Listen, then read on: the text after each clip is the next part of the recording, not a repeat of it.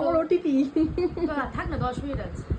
এর ব্যাপারটা হচ্ছে যারা অন্নপূর্ণা ভান্ডারের ফর্ম ফিল আপ করেছিল অফলাইনে তাদের টাকা ঢোকেনি, যারা অনলাইনে করেছিল তাদের টাকা ঢুকে গেছে। এবার আদৌ তোমাদের ফর্মটা ফিল আপ হয়েছে, জমা পড়েছে কিনা কি করে দেখবে, সেটা লগ ইন করলে দেখতে পাবে।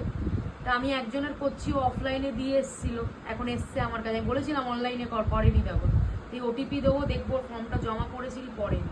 এদিকে ক্যামেরা নিয়ে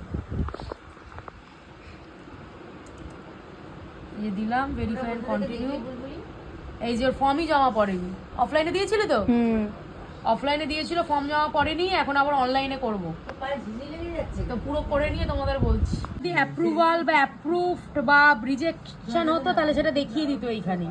যেহেতু এর সাকসেসফুল না, আমার ফর্মটাই জমা পড়েনি, তাই জন্য এর পুরো নতুন পোর্টাল এসছে, মানে পুরো নতুন করে ফর্ম ফিল আপ করতে হবে। যে পুরো ফর্ম ফিল আপ হয়ে গেছে অনলাইনে। এটা হচ্ছে ওর বাবার, এটা মার অ্যাপ্লিকেন্ট, মানে উনি অ্যাপ্লাই করেছে, তেমন এবার অন্নপূর্ণা যোজনা এসছে। এটা ছেলে, এটা মেয়ে, 4 জন ফ্যামিলি মেম্বার, সবার ডিটেলস দেওয়া হয়ে গেছে।